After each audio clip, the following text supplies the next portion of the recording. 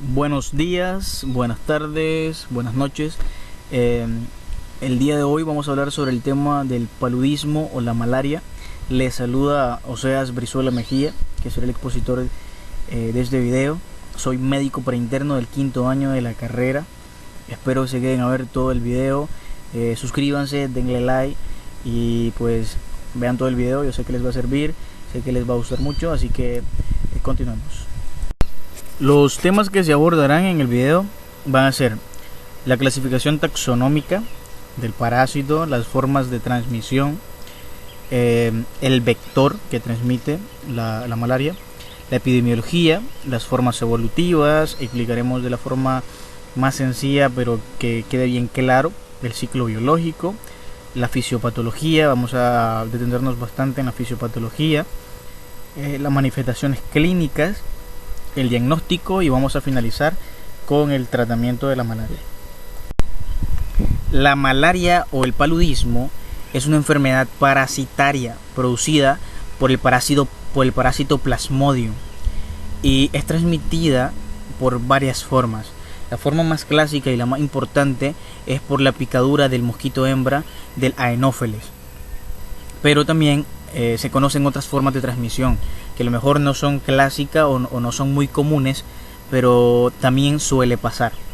Por ejemplo, puede ser por una transmisión materno-fetal, por transfusiones sanguíneas, por pinchazos que se le ha hecho con una aguja a una persona contaminada y luego se hace el mismo procedimiento con la misma aguja a una persona que no está contaminada. Entonces también de esa forma se puede transmitir el parásito de la malaria. Y también puede ser por transfusiones sanguíneas. El vector de la malaria es el mosquito hembra del Anopheles. Este mosquito suele picar a mamíferos de sangre caliente, donde nosotros nos incluimos. Suele picar tanto dentro como fuera de las habitaciones. La sangre de sus víctimas les permite completar el ciclo gonotrópico para luego depositar sus huevecillos donde van a salir las larvas. Estas larvas tienen una gran capacidad de adaptación al medio. Se adaptan a diferentes medios acuáticos, ya sean aguas limpias o aguas sucias. Aunque clásicamente se suelen encontrar en aguas sucias, en aguas charcosas. El parásito causante de la malaria pertenece a la clase de esporozoos del orden Eucoccidida de la familia Plasmodidae. Existen 5 especies que son las que se conocen que causan malaria en el ser humano. Dentro de ellas está el Plasmodium vivax, Plasmodium ovale, Plasmodium falciparum, Plasmodium malariae y Plasmodium knowlesi. Plasmodium knowlesi es la especie más reciente que se conoce que puede causar la malaria en el ser humano. Se calcula aproximadamente que 2 billones de personas viven en áreas endémicas de paludismo. Estas áreas son áreas tropicales y subtropicales. Ya voy a explicar por qué. Se supone, según datos de la OMS, que más de 1 millón de muertes al año son producidas por malaria y que el 90% de las cuales son niños menores de 5 años y que la mayoría provienen de África. Ok, pues la malaria es la enfermedad tropical de mayor prevalencia en el mundo. En un informe mundial de la malaria que fue hecho o publicado en el 2012 por parte de la OMS, la carga de malaria se dice que se concentra en 14 países principales que son endémicos, en los que se calcula que se produce el 80% de las muertes por malaria, y principalmente en regiones tropicales y subtropicales. ¿Por qué? Porque acondiciona el medio del vector de la malaria, acondiciona el medio del mosquito Anopheles para que éste pueda depositar sus huevecillos y las larvas sean liberadas y puedan dar origen a un nuevo mosquito potencialmente transmisor de malaria. Entonces las regiones tropicales y subtropicales en la época lluviosa es donde se da la mayor carga o la mayor liberación de mosquitos transmisores de malaria. Estas zonas son las más riesgosas, las zonas tropicales y las zonas subtropicales, así como las regiones de América Central, los países de América Central que limitan con el mar Caribe, son regiones donde hay épocas prolongadas de lluvia y acondiciona el medio para el anófeles. Algo que tenemos que saber es que esta enfermedad no es nueva, de hecho es muy vieja y ya es muy conocida desde hace mucho tiempo. Se calcula que ya hace más de 4000 años se conocía de la malaria y que era considerada como una plaga para la humanidad. En China se escribió un libro llamado Nei Qin Canon. En este libro se describían la sintomatología de la malaria. Fue en China donde se escribió o se encontró por primera vez la esplenomegalia y la fiebre, que era muy característico de esta enfermedad. Se dice que esto fue más o menos como 1700 años antes de Cristo. En Nicaragua, autoridades de la salud notificaron que entre enero y agosto del 2020 hubo un total de 12.640 casos de malaria en Bilwi. Esto se dividía a 7.467 casos en Plasmodium vivax y Plasmodium falciparum 5.173, y que afecta principalmente a niños menores de 14 años. Bilwi es una región tropical de Nicaragua que limita con el mar Caribe. Son regiones donde hay periodos prolongados de lluvia, ocasionando grandes cantidades de charcas, que son los ambientes propicios para el depósito de las larvas y que estas den lugar a más mosquitos transmisores de malaria.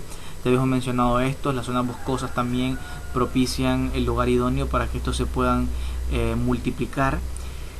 Y tener 12.640 casos para el 2020 es algo muy importante porque es un gran número, y tener 5.173 casos de Plasmodium falciparum, sabiendo que es la forma grave, a esta época, cuando ya la enfermedad es muy conocida. Sabemos que la malaria no es una enfermedad nueva, ya es muy conocida. Hasta antes de Cristo ya habían reportes de esta enfermedad.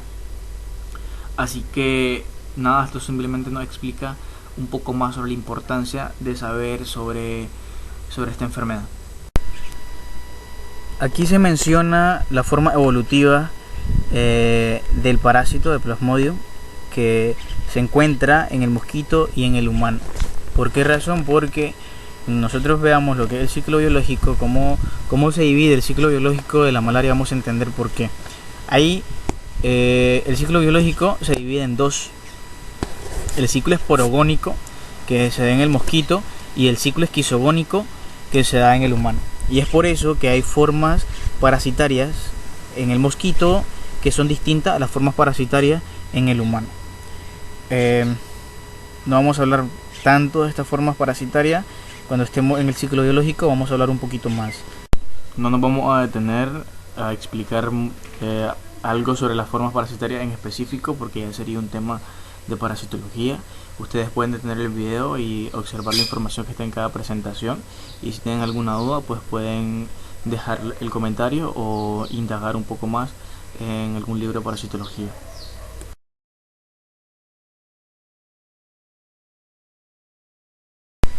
Bueno, esta lámina es muy importante. ¿Por qué razón? Porque nos va a explicar la periodicidad de la fiebre. Se dice que la duración de la esquizogonia eritrocítica, que finaliza con la liberación de los merocitos eritrocíticos, esto lo vamos a explicar mejor en el ciclo biológico de la malaria, dice que ocurre cada 48 horas para Plasmodium vivax, para Plasmodium falciparum y para Plasmodium ovale, y que cada 72 horas para Plasmodium malariae. Quiero que sepan que la ruptura del eritrocito es lo que marca la aparición de la fiebre. Entonces, cuando se hace una buena historia clínica del paciente, el mismo paciente o el familiar, en el caso de un niño, la que nos refiere la aparición de la fiebre, porque característicamente en la malaria la fiebre no es continua, no es de todos los días, sino que aparece cada 48 horas. En el caso de vivax, falciparum y ovale, que es en el momento donde se están rompiendo los eritrocitos, y desaparece, y luego aparece en otras 48 horas. Entonces normalmente el familiar o el paciente suele decir de que la fiebre aparece día de por medio, cada 48 horas o cada 2 días en el caso de que la parasitemia sea por Plasmodium malariae. Entonces es muy importante saber esto y tomarlo en cuenta para diferenciar la fiebre de la malaria con la fiebre de otras enfermedades vectoriales, otras enfermedades que causan fiebre.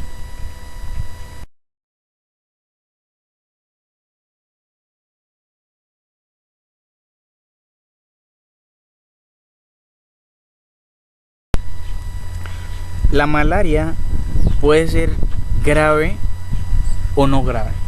Y la forma grave de la malaria normalmente se asocia al Plasmodium falciparum. El Plasmodium falciparum es el que ocasiona la forma grave de la malaria principalmente. Esto lo vamos a ver cuando hablemos de la fisiopatología de la malaria, cuáles son las sintomatologías y qué es lo que causa la forma grave de la malaria. Pero aquí explica algo muy importante para entender por qué se le atribuye el Plasmodium falciparum, y es que es la carga parasitaria. La carga parasitaria de Plasmodium falciparum es mucho mayor que los demás plasmodium. Se calcula que el número de merozoitos que el esquizonte preeritrocítico libera es de 2000 en Plasmodium malariae y Plasmodium vivax, de 15000 en Plasmodium ovale y de 30000 en Plasmodium falciparum. Hay 15000 merozoitos más en relación a Plasmodium ovale por parte de falciparum, y hay 28000 más en relación a Plasmodium malariae y Plasmodium vivax. Entonces, Plasmodium falciparum parasita más eritrocitos, causa mayor daño de eritrocitos, y son 3000 por cada esquizonte que libera merozoitos, son 30000 merozoitos. Entonces, claramente la parasitemia es mayor y la sintomatología va a ser mayor. ¿Por qué? Porque la clínica de la malaria se basa principalmente en el daño de los eritrocitos, y luego de esto se desencadena una variedad de acontecimientos que son característicos de la malaria, pero que se dan por el daño que se le ha causado a los eritrocitos. Ok, continuemos. Vamos a iniciar a hablar sobre el ciclo biológico de la malaria, el cual es muy importante manejarlo, por eso pongan atención en esta parte. No es difícil de entender, pero sí es muy importante comprenderlo, porque nos va a explicar sobre la fisiopatología, sobre la sintomatología clásica de la malaria, nos va a explicar la periodicidad de la fiebre, cuándo aparece la fiebre y por qué aparece. Como podemos ver en la imagen, el ciclo biológico se divide en dos: el ciclo esporogónico, que es el que se efectúa en la hembra del mosquito, y el ciclo esquizogónico, que es el que se efectúa en los mamíferos, donde nosotros nos incluimos. El ciclo esquizogónico tiene una reproducción asexual y el ciclo esporogónico tiene una reproducción sexual del parásito. Este ciclo, bueno, vamos a iniciar explicando el ciclo esporogónico, ubicado a la izquierda. Entonces, este ciclo inicia con la picadura del mosquito a un mamífero que está previamente contaminado de malaria y que presenta las formas sexuales ya diferenciadas en macrogametocitos, que son las hembras, y en los microgametocitos, que son los machos. Entonces, el mosquito hembra absorbe o succiona estas formas sexuales ya diferenciadas, y estos llegan al estómago del mosquito, y una vez que entran en el estómago, los microgametocitos inician un proceso denominado exflagelación, o en pocas palabras desarrollan flagelos, los cuales se ubican en la superficie del parásito, y como ya sabemos, pues toda célula que desarrolla flagelos, pues los flagelos le permiten moverse. Entonces estos flagelos le confieren la capacidad de poder moverse. Estas formas flageladas, denominadas, llamadas microgametos, en el caso de los machos, estos se liberan y comienzan a buscar la forma sexual femenina para poder fecundarla. Por otra parte, la forma sexual femenina o macrogametocito va a madurar y va a dar lugar al macrogameto. En este macrogameto se va a formar de 1 a 2 cuerpos polares que se van a ubicar o se van a mover hacia la superficie del parásito para poder recibir al microgameto y que sean fecundados. Cuando se fecundan, ocurre la fusión de las cromatinas y dan lugar al huevo o al cigoto. Este huevo se transforma en una célula alargada con capacidad de moverse llamada oocinete. El oocinete penetra la pared del estómago del mosquito y se ubica entre la capa epitelial y la muscular. Aquí él se mantiene, crece y da lugar al ooquiste, que lo podemos ver en el número 10, el ooquineto. Entonces este ooquiste, en el interior de él, comienza una división de su núcleo y del citoplasma para dar lugar a un gran número de formas parasitarias filamentosas llamadas esporozoitos. Estos esporozoitos, en manera que se van dividiendo en los oocistos, lo que hacen es deformarlo y romperlo. Entonces se rompen y se liberan una gran cantidad de esporozoitos, los cuales se diseminan en el cuerpo del mosquito, pero principalmente en las glándulas salivares del mosquito, donde permanecen hasta que éste vaya y pique a un humano o a un mamífero y deposite todos esos esporozoitos. Entonces el final del ciclo esporogónico, el cual marca también el inicio del ciclo esquizogónico, que pues inicia con la picadura del mosquito. Ok, el ciclo esquizogónico pues inicia con la picadura del mosquito y cuando deposita una gran cantidad de esporozoitos, los cuales entran al torrente sanguíneo, donde se mantienen aproximadamente unos 30 minutos antes de llegar a los hepatocitos. Ok, entonces el ciclo esquizogónico tiene dos partes, la preeritrocítica y la eritrocítica. La preeritrocítica o exoeritrocítica, que inicia cuando los esporozoitos, luego de pasar aproximadamente 30 minutos en el torrente sanguíneo, llegan a las células hepáticas y parasitan los hepatocitos. Una vez parasitados, dan lugar a los esquizontes primarios. Estos esquizontes primarios, los cuales están constituidos por una gran cantidad de núcleos con su respectivo citoplasma, y va a dar lugar a los merozoitos.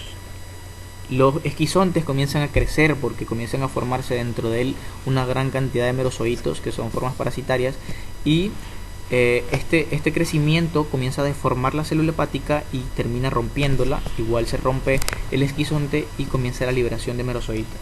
Esta liberación de merozoitos marca el inicio del ciclo eritrocítico. ¿Por qué? Porque el ciclo eritrocítico inicia con la entrada de los merozoitos a los eritrocitos. Ok, algo que hay que mencionar antes de pasar al ciclo eritrocítico es que en Plasmodium vivax y Plasmodium ovale van a haber formas tisulares que se quedan dormidas en los hepatocitos. También son denominados hipnozoitos, y es importante saber de ellos porque cuando se da el tratamiento de la malaria y este tratamiento por X o Y razón es suspendido o no es tratada de manera adecuada y no se da un fármaco que pueda atacar las formas que se encuentran en el hepatocito, entonces estas formas que se mantienen latentes en el eritrocito, los hipnozoitos, van a durar meses, varios meses en este hepatocito, y la persona puede resolver su sintomatología y sentirse mucho mejor, y luego de unos meses comienza otra vez la sintomatología, y es por esta forma que se quedaron dormidas en los hepatocitos y van a dar lugar a las recaídas de la enfermedad. Entonces por eso es importante saberlo. Esto, como decíamos, en Plasmodium vivax y Plasmodium ovale, porque no suele pasar en Plasmodium falciparum y tampoco en Plasmodium malariae. Ok, bueno, ahora sí iniciamos con el ciclo eritrocítico, que pues los merozoitos que preceden de los esquizontes tisulares van a parasitar los eritrocitos, en donde toman inicialmente la forma anillada denominada trofozoito. Este trofozoito lo podemos ver aquí, en la imagen aparece como trofozoito inmaduro, que es la etapa anillada del trofozoito. Luego va a madurar y adquieren una forma irregular, comienzan a dividir su cromatina y van a dar lugar al esquizonte. Ok, en Plasmodium falciparum, algo que es muy importante, en Plasmodium falciparum los merozoitos parasitan los eritrocitos que están en los capilares viscerales. Esto es algo característico de Plasmodium falciparum. También está relacionado con la forma complicada o la forma grave de la malaria, que más adelante en la fisiopatología se va a estar explicando. Ok, una vez que se formó el esquizonte, dentro del esquizonte comienza a haber una formación de merozoitos, una gran cantidad de merozoitos eritrocíticos, los cuales rompen el esquizonte.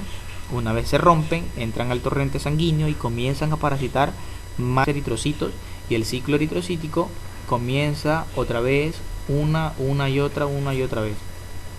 Ok, los trofozoitos inmaduros, la forma anillada, tiene otra vía, que es la vía de los gametocitos, donde darán lugar a las formas sexuales ya diferenciadas, que es macrogametocitos y microgametocitos, que como ya he mencionado, es ahí donde inicia el ciclo en el mosquito, y pues permite que el mosquito pueda desarrollar su ciclo esporogónico y pueda parasitar más mamíferos. Bien, pues básicamente aquí termina la explicación del ciclo biológico, pero vamos a mencionar algunos puntos que en sí ya habíamos hablado de ello. Por ejemplo, habíamos hablado que la liberación de los merozoitos va a variar, depende el plasmodium que parasite. Por ejemplo, ocurría cada 48 horas en Plasmodium falciparum, Plasmodium vivax y Plasmodium ovale, y cada 72 horas en Plasmodium malariae, que o sea, varía dependiendo de qué tipo de Plasmodium el que está parasitando. Entonces esto habíamos mencionado que nos explicaba la periodicidad de la fiebre, o por qué aparecía la fiebre o cada cuánto. Entonces decíamos que si hacíamos un buen interrogatorio podíamos determinar qué tipo de Plasmodium era el que estaba parasitando y ver que en realidad era malaria, ya que la fiebre no aparece diario, que la fiebre es cada 48 horas o cada 72 horas, y que todo esto pues el paciente o el familiar del paciente no los podía mencionar. Ok, pues nada, solamente mencionar que la ruptura del eritrocito es el que marca el inicio de la fiebre. Eso es todo del ciclo biológico. Creo que este video va a quedar aquí, se ha prolongado bastante. Espero que hayan entendido el ciclo biológico, que es una de las partes más importantes para entender esta enfermedad. Espero les haya gustado esta parte del video. Vamos a hacer una segunda parte para que no sea tan cargado. O sea, nosotros normalmente tenemos 20 minutos de atención permanente a un tema, y luego se vuelve cansado, así que vamos a hacer una parte de este video. Vamos a continuar con la fisiopatología, luego explicaremos la clínica del paciente con malaria, explicaremos cuáles son los medios diagnósticos más utilizados y vamos a terminar con el tratamiento de la malaria. Bueno, espero que les haya gustado. Por favor denle like, suscríbanse al canal y vean la segunda parte, que efectivamente va a estar muy buena. Espero le haya entendido. Cualquier comentario, cualquier cosa lo pueden dejar. Y pues nada, eso es todo. Muchas gracias. La principal referencia bibliográfica que se utilizó para crear este video fue Parasitosis humana de David Botero, la quinta edición 2012, y también tomamos referencia sobre la Asociación Española de Pediatría.